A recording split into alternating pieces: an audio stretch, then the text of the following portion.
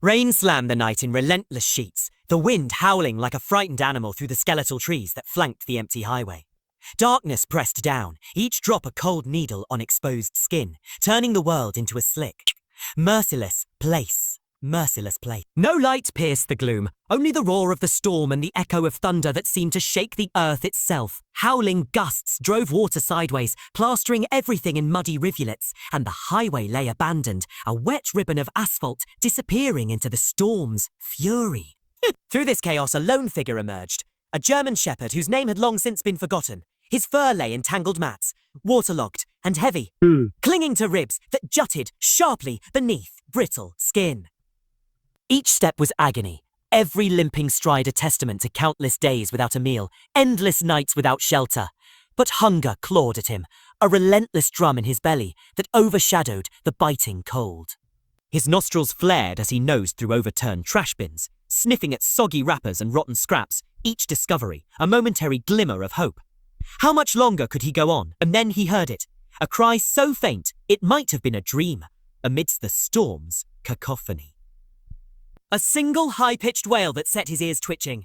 It wasn't the whine of a dog or the hiss of a cat. It was a tiny human voice, fragile and frightened. His head snapped toward a dark pocket of overgrowth where the woods pressed close, and without hesitation, he bolted. Bolted. Paws slapped in shallow puddles, mud spraying as he bounded through wet underbrush, driven by an instinct more powerful than despair. What would he find? He burst through the final thicket to discover a soaked styrofoam box caked in grime and half hidden under a fallen log. It trembled with the movement of something inside. His heart pounded as he approached, nose brushing the edge to catch the scent. Newborn skin, the sharp tang of milk, and the icy chill of fear.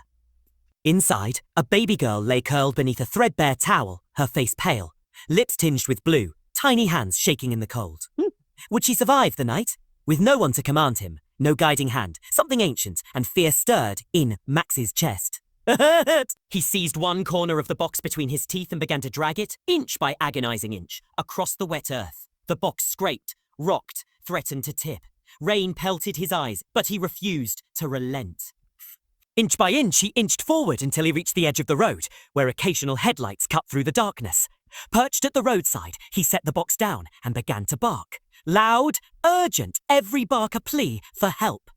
Would anyone hear him through the storm? Cars slowed, lights flickering in the distance, but none stopped. The rain drove past like a shield, no human dared breach.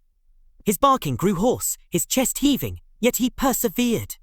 When his voice gave out, he whimpered and circled the box, pressing his thin frame against it, using his own body as a barrier against wind and rain. He lay with his head lowered, ears alert to every sound, guarding through the night, alongside a child who didn't know how close she came to the end. Dawn arrived in a soaked grey hush. The storm had spent itself, leaving puddles that mirrored the heavy clouds above, and leaves plastered to every surface as though nature itself had shuttered its windows against the chaos. The world seemed to hold its breath, waiting. Then on the quiet bend of the highway, a woman appeared. Grace Thompson, raincoat zipped tight, umbrella held like a lifeline. She'd walked this route for 20 years on the way to her shift at the diner, but never like this morning. Something felt wrong. What had changed? Near the edge of the road, she spotted a motionless shape beside a battered plastic bin. At first, she thought it was a fallen sign or debris, but as she drew closer, the shape stirred. A German shepherd soaked through, ribs etched in silhouette beneath its coat, curled protectively around a white styrofoam box. Grace's breath caught, heart pounding in her ears. She hurried forward, eyes wide with alarm. What had he been guarding? She knelt beside the dog, dropping her umbrella. A muffled cry reached her ears, soft but alive. With trembling fingers, she lifted the lid. There, nestled in the box, lay a newborn baby girl, her skin cold to the touch, her blanket soaked through. She looked like the world's smallest ghost. My God, Grace whispered, mouth dry. Her hand shook as she dialed 911, voice cracking. I found a baby and a dog. I think he saved her. Within minutes, sirens pierced the dawn. An ambulance skidded to a stop, then a police cruiser, lights flashing in the pale morning. Ah, morning. Yemti rushed over, wrapping the infant in heated blankets, murmuring that impossible word. Miracle. One looked at Grace, then down at the trembling dog. He kept her warm all night, he said, incredulous. Grace nodded. tears sliding down her cheeks. Mud! The dog was gently lifted, wrapped in a thick rescue blanket. Grace stroked his head. "You're a good boy," she whispered, voice thick. "You're her angel." At the hospital, doctors stabilized the baby, and nurses marveled at how swiftly she rallied under their care. They called her Miracle. They called her Mirror. The dog, once nameless, became guardian. Word of their story spread faster than dawn's light. Local papers splashed their faces across the front page. Social media buzzed with captions like, "Are not all heroes wear capes? Some have paws." But for Grace, they were more than a headline. They were hope manifested in fur and flesh. Grace visited every day, humming lullabies as Mira slept. A pink blanket tucked around her like a promise. At a veterinary clinic across town, Guardian received his own care. Treatment for malnutrition, antibiotics for a respiratory infection born of cold nights. He watched the world around him with steady gaze, but never resisted gentle hands. And each time a door opened, his ears perked as if expecting to see her. Would they ever be apart again? When both were declared stable, Grace surprised everyone by filing paperwork to foster them together. Just until the world makes sense, she told the social worker. That night at her home, Mira lay in a tiny crib by the window while Guardian padded across the floor, settling beside her with watchful eyes. Whenever she fussed, he nudged her hand until she drifted back to sleep. A ritual was born, two unlikely souls bound by a stormy night and a single act of courage. Months later, at nearly 2 o'clock in the morning, Grace slept soundly until an urgent bark yanked her from dreams.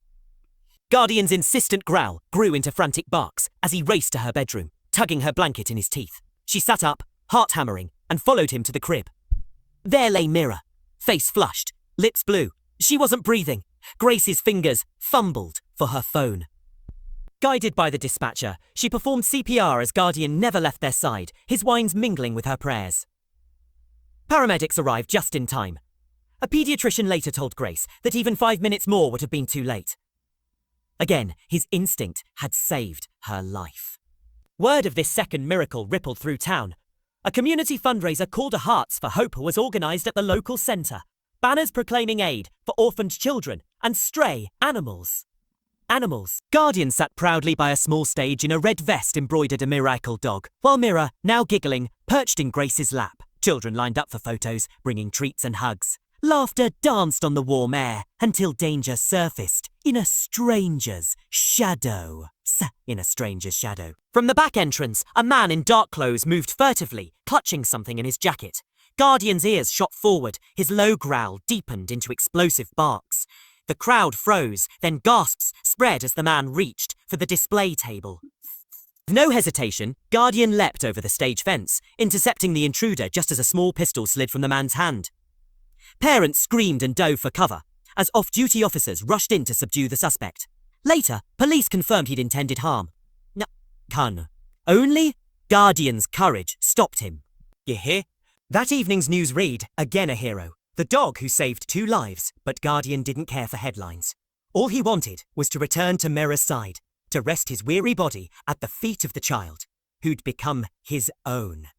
Time passed gently, petals of seasons falling without notice, until the day Grace officially adopted both Mira and Guardian. With tears and signatures, they became family at last. On their journey, Grace launched the Mira and Guardian Project, a non-profit offering emergency aid and long-term support to abandoned children and stray animals. Volunteers streamed in, shelters partnered, fundraisers sold out. Inside the rescue centre, photos of a muddy styrofoam box stood beside images of 2 lives forever intertwined. On a bright spring afternoon in the town square, Guardian stood on a wooden stage, medal glinting on his chest beneath the sun. Grace held Mira close, her voice catching as she spoke. He wasn't trained, he was just left alone. When no one else came, he did. And because of that, I have a daughter. Because of that, we are a family. The crowd rose, applause thundering in their ears as Mira scrambled down to hug Guardian's thick neck. "Ah, my puppy hero," she shouted, and the world laughed with them. Years later, in a backyard where butterflies flitted and puppies scampered, an older Guardian lay on the grass, muzzle silvered, eyes soft as ever. Mira, now 5, sat beside him, a picture book open on her lap. One hand turning pages, the other resting on his side. You still love stories. You! she whispered. Guardian exhaled a contented huff, closing his eyes as sunlight danced above. No storm, no box, no fear remained, only the quiet legacy of a dog born to protect and a child born to be saved. Born to be saved. In their love, they reminded the world that true heroes need no training, only a heart brave enough to show up, again and again.